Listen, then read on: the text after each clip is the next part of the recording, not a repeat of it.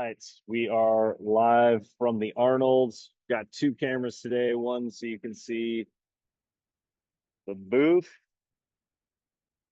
TurnKey Coach.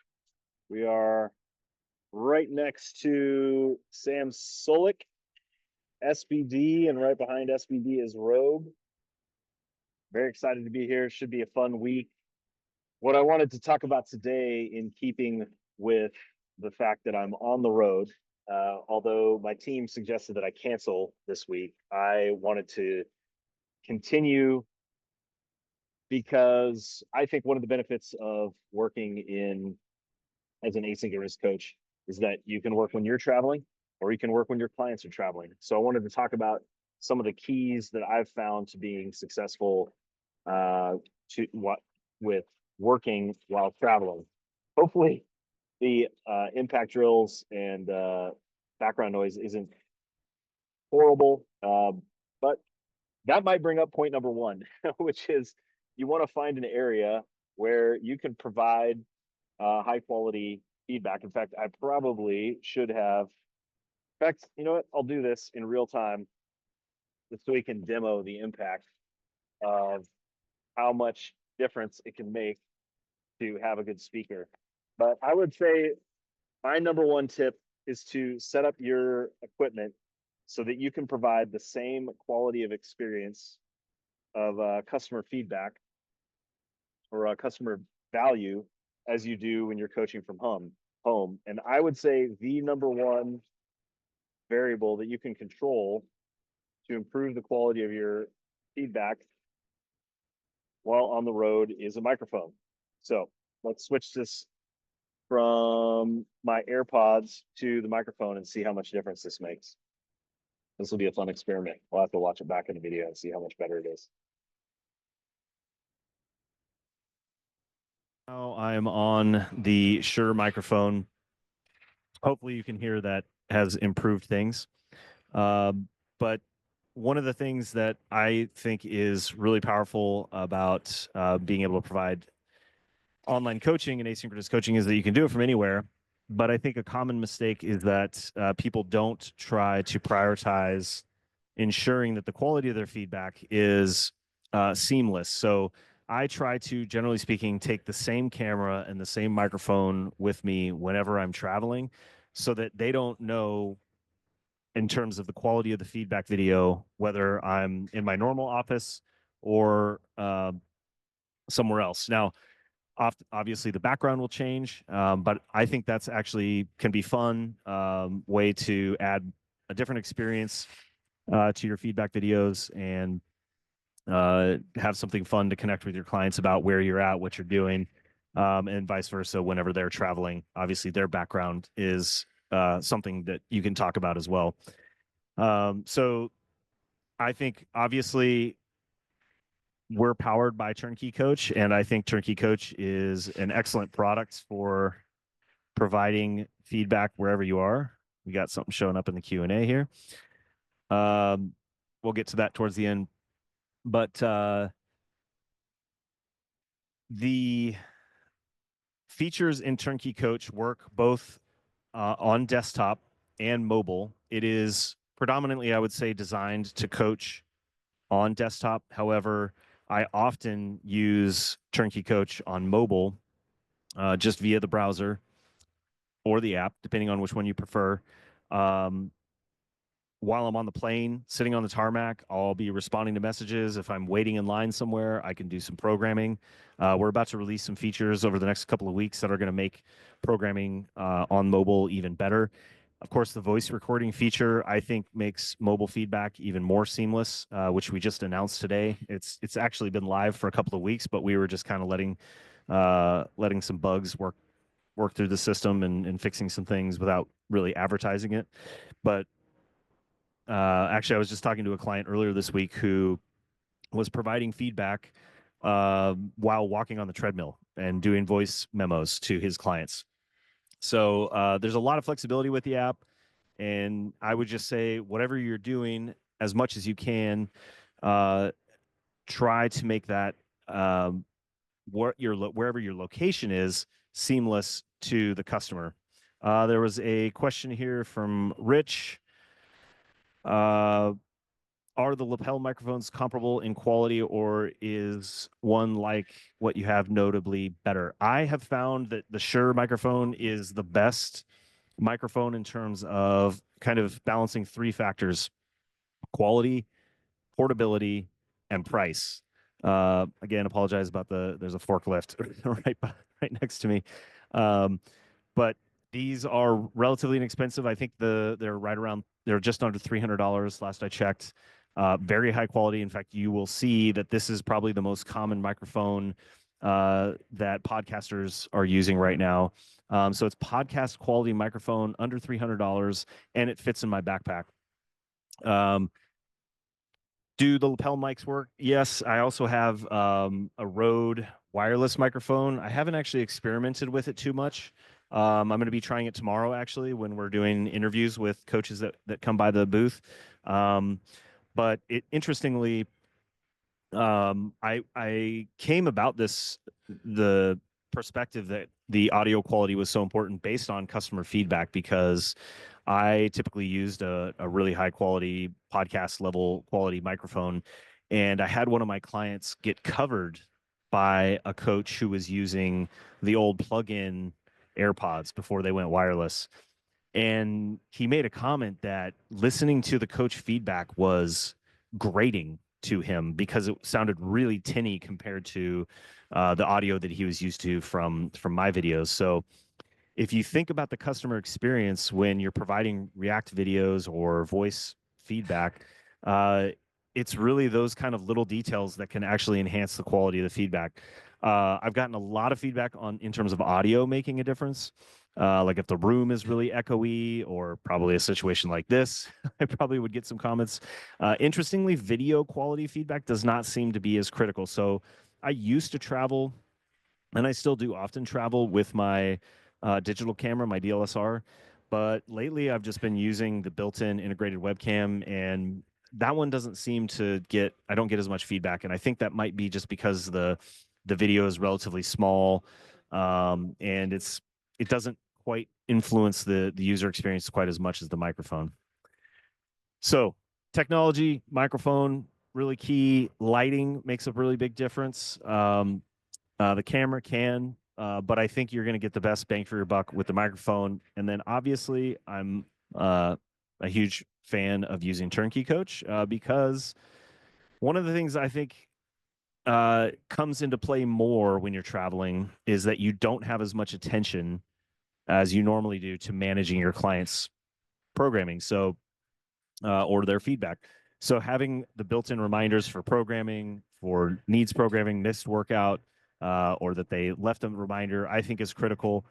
Previous software that we used, I would forget, and being on the road, it just increases the risk. So I'm probably preaching to the choir a little bit here, but I certainly think that the technology, the software that you use makes a huge difference. An often overlooked and painful aspect of providing or coaching while you're on the road is time management. What I've noticed almost every time I travel is that I go from a very controlled, relatively speaking, environment of working in my office and working at consistent times to an uncontrolled environment where I might not know where I'm going to be exactly at what time. And so my day gets a little bit scrambled up. And all of a sudden, something that went from being a very small part of my day in terms of having to plan and think about when I'm going to do it becomes this thing that unexpectedly creates a lot of friction when I'm traveling, especially if I'm on vacation and I think, oh, I'll just get up early and knock it out. Very rarely does that actually work out. So I recommend, and what I've started to try to do more often is to plan plan around travel. I will either plan to work ahead, usually before a travel day, and when I'm uh, in an abnormal place, I'll make sure that I have time on my calendar blocked off. I'm a huge proponent of time blocking and using Google Calendar. I run my life on Google Calendar, and not because I think you have to map it out and run it perfectly exactly as you plan it, but because it forces you to think through what your day is going to look like and it gives you the ability to very easily shift things around. But in order for that to be effective, you've got to have time blocked for all the things that you want to do and a rough estimate for how much time you want to spend on it. So, excuse me, make sure that you've got that plan, and then make sure you communicate with your clients about what's going on. I did actually a few video feedback. I did some, excuse me, some feedback videos directly from the floor here at the Arnold, which was kind of fun. I got to point to Sam Sulek set up right behind me, or SBD, and I don't know, it's just kind of like a fun thing to be able to share with your client. But don't let yourself assume that just because it's easy when you're in your home environment or your normal schedule that it's going to be on the road. Internet access. This is something that is less and less an issue, but depending on where you are, it can sneak up on you.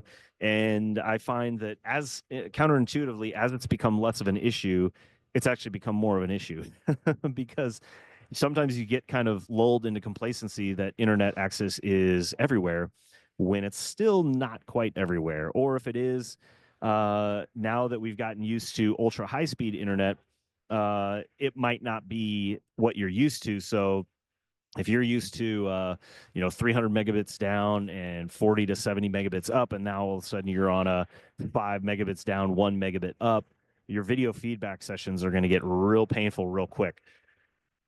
So make sure you've got your Wi-Fi situation scouted out. And I'm just going to go out on a limb and plug the Starlink as a very affordable option that does give you coverage literally everywhere.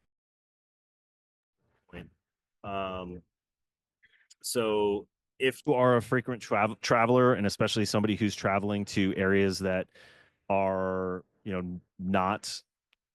don't come with infrastructure for Wi-Fi built in, like I go camping quite a bit, and having recently I went camping with somebody who had Starlink, and it just completely obviously saved me in the moment.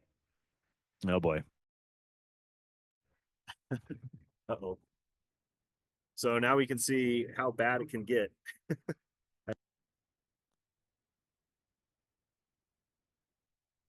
So yeah, if you can get Starlink, it's pretty affordable, and worldwide connection. All right.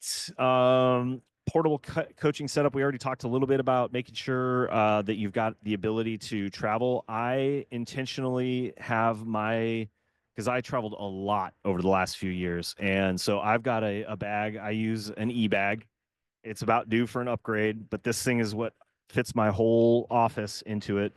I can deconstruct my workstation and pack it up in my backpack in about 2 to 3 minutes. All I need is my laptop, my microphone, the cable for the microphone, and I can fit my DLSR in there as well. But like I said, I haven't been using that as much. So pretty easy to pack up and be ready to go. We talked about delivering the same value of product and staying consistent with your brand. If you can, and you've got a network for it, I highly recommend leveraging the coverage feature that TurnKey Coach has. Have coaches that are set up to get on your platform. That you got to take into account that TurnKey Coach doesn't enable you. So you can see here, one of the things that I is the microphone cable, but TurnKey Coach not only allows you to asynchronously work with your clients, but it also enables you to set up and work with other coaches asynchronously. Don't sleep on that. If you have other coaches that you trust, or you have other people that your clients would benefit from working with, I think that's something that could be a game changer for you as a coach, so that you can actually unplug and take a real vacation. I'm about to go to Mexico next week, and even actually while I'm here at the Arnold, I have about 75% of my clients being covered. And I can't tell you how much of a relief that is to take a mental break to just, not have the deluge of 50 clients trying to get your attention. Take 2 seconds to get this tripod set up here. And I find that doing that once or twice a year, getting coverage, is a way to stay really fresh. And, it's actually a value add to your clients because they like getting a different perspective than you. If they've been working with you for 7 years, it can be a really big value add for them to hear from somebody else. So, like I said, take advantage of the software. Make sure you have technology to standardize your feedback, even when you're on the road. Make sure you've got good access to Wi-Fi, either where you're staying or bring the Wi-Fi with you. And, make sure you're taking into account that if you're trying to take a vacation, even though asynchronous coaching allows you to work while you're in vacation, I highly recommend at least once or twice a year making it a time that you can fully unplug and either do that with coverage or honestly, I think most clients, if you've been working with them and you have for a long time and you have a good relationship with them, they appreciate and value that you unplug and take time off as well because they know usually that it will come back to benefit them because you'll have a fresh perspective. So that is the agenda that I have for today, our little 15-minute lecture of fun. I'll put this on to cancel out even more noise. Noise cancellation headphones, by the way, excellent for working while on the road. All right. We got some folks in the participant room. If you have any questions, please drop those in the Q&A. Or if there's anything either asynchronous coaching related or the Arnold related, please do go ahead and drop a question in. Otherwise, call it a day. And we'll see you next week. Matt, there is a browser and an app on computer options? I'm not totally sure I understand the question, but what I mean by that is on your laptop, you just use the browser. If you're on your phone, either Android or iOS, you can use TurnKey Coach either through a browser or you can download an app from. If you had to use somebody else's laptop, yeah, you can log in via any browser and Chrome, Safari. I would say Chrome is the one that we're most compatible with. Safari has some quirkiness with some of our features. But we do have people that are using Safari, Edge, Firefox. Chrome's just the one that we have the least number of issues with. But yeah, you can log in to TurnKey Coach from any device anywhere. It doesn't have to be your device. It's just unless you're using. Well, even if it's somebody else's device on their phone and they've downloaded the app, you still log in with your account. Any other problems coaches have had getting up and running when new or problems with on-ramping clients?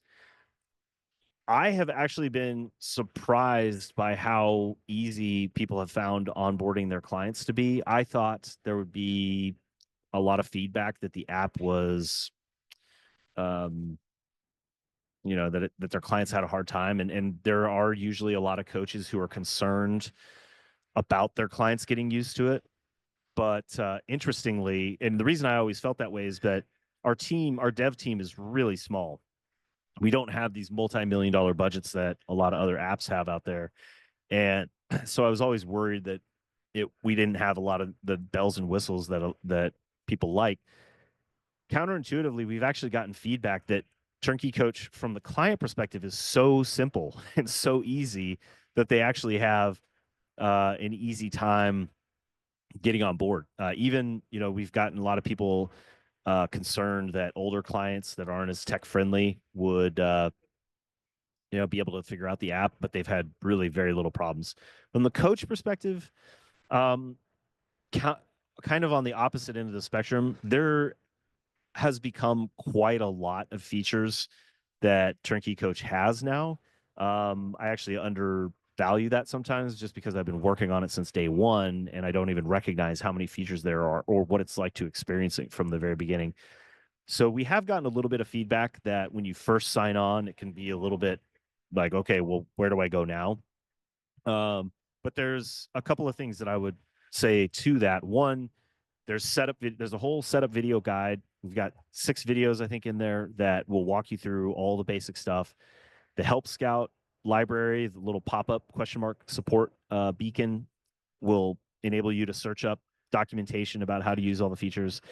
And if that's not enough, you can always book a call with Mac or me, or you can always drop a question in the support beacon. And we've got a team, including myself, Mac, and Divium, who answer questions whenever they come up, as well as we have the Slack community where you can drop a question anytime there, and other coaches sometimes will also chime in and help even faster than we sometimes respond. So generally speaking, the feedback that we've gotten is that it's pretty easy to get up and going for both the coach and the clients. All right, Rich, a little off topic. When running a small competition, what are some things that are often overlooked to be prepared for that are common issues? Oh, man, you're going to take me way back. I used to run quite a few local meets for both strength lifting, and I did USAW meets. The bathroom situation. I'm laughing because I'm here at the Arnold, and I don't know if you guys follow the Massonomics, but there's a lot of bathroom jokes being posted about how destroyed they get, and I would say often that is underappreciated, even for a local meet. We would usually run meets at somebody's gym, and they usually only had one bathroom, sometimes two. And if you're going to get 40, 50 people there, um, that's going to be a problem. So rent some porta potties, have them set up outside. We always liked to make sure that there was some sort of coffee stand in the morning, and usually you can find somebody who wants to come out and set up a little shop. And then some. We had a surprisingly hard time getting food trucks, even in Seattle area, to show up. I always thought that was a nice to have, depending on how many people you have showing up. Warm up room, making sure you have enough platforms and weight and bars, and that it's separate enough from the platform that you can have a nice warm up area to support enough people. Um, and then I would say probably the most critical component to running a local meet or just running a meet in general are the loaders. They are absolutely critical. They set the pace of the entire meet. The speed of the loaders and their ability to change the weights will dictate how long your day is. So making sure that you have enough people to go through the whole day and that you can change them out, because it's a lot of weight. They end up lifting the most weight. I always joke when I would do the MC that they were the ones that lift the most weight during the meet. So I would try to compensate them as much as possible, take them out to dinner, just treat them real nicely, because they're usually volunteers that are just breaking their back and sweating. So those are a few things that come to the top of my mind. There's plenty. If you're interested, I think the USSF might have some material on that. If they don't, try to reach out to Jordan Stanton. He's run a zillion meets, could probably tell you in more detail, but those are the ones that come off the top of my head. All right, Matt, does TurnKey Coach app provide invoice, receipt, email to client when their monthly payment goes through the point of service, and any breakdown sent to the coach? Yeah, let me show you that real quick on my account. I don't think it actually gets sent to them, but they can look it up on their profile. So let me show you. I'll share my screen real quick. So this is my personal account. If you go to the billing page, I'm sorry, not the billing, the products page.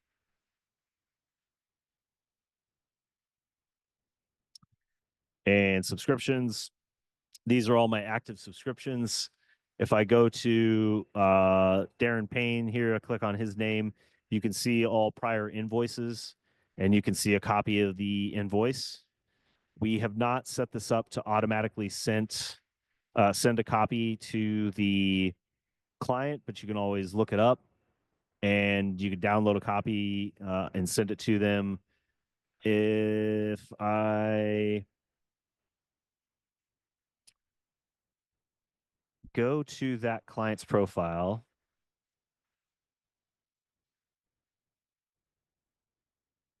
I think it shows, yes. Okay, this just shows what they're signed up for and what the price point is. I don't think we actually have the ability for the client to look up their invoice history. So if they need a copy, you've got to go download it and send it to them. I will double check that, but I'm pretty sure that's how it is set up. Matt Fever, any plans for a warm-up calculator in the app? Yes, that has definitely been something we've talked about on the roadmap. Interestingly, we're actually thinking about using some of the AI technology that we've been building. I want, if we have AI tools built into the app, I don't want the coach to think about it as I'm going to go use AI right now. But from what I've seen, I think that AI might actually be able to provide the best answer to that question. So, for example, we could have one of those AI starbursts that you're seeing that are common in apps that have AI, and click on that, and it would give you a little description of what the warm up should look like. And I've beta tested this a little bit, kind of indirectly, and it's not bad. So, anyways, short answer is yes. Longer answer is TBD exactly when that'll come out. Right now our focus on the roadmap is to build from a client perspective is to build out the native mobile app so that we can actually have background processing of the video upload. That's going to be a game changer in terms of user experience, because right now the user has to wait for the video to upload. But once we go native app, that can be done in the background, and we'll be able to do some more cool features like warm-up calculator, and timer is another one. We hit a roadblock with the timer using the wrapper app. So anyways, long-winded answer there, but yes, a lot more to come with the app. Matt, thank you for all the info. Great. My pleasure. Awesome. Anybody else? Victoria, good to see you showing up. Rich, Matt, Bear's note taker. I'll say hello to you, Bear. It looks like Bear's coming in with his AI agent. Awesome. Well, I appreciate you all showing up. And if you have any questions, please feel free to shoot me those at ajackson@turnkey.coach or ajackson@barbellogic. Barbell-logic.com, or hit me up on the grams at Andrew Barbender. We'll see you all next week. We will be resuming with the interview series next week, starting back up with the client acquisition part of the interview. So we're going to go back through interviewing the same coaches that we talked to about their business model, but the next wave of interviews is going to be focused on how the coaches go about getting more clients. Stay tuned, and we'll see you next time.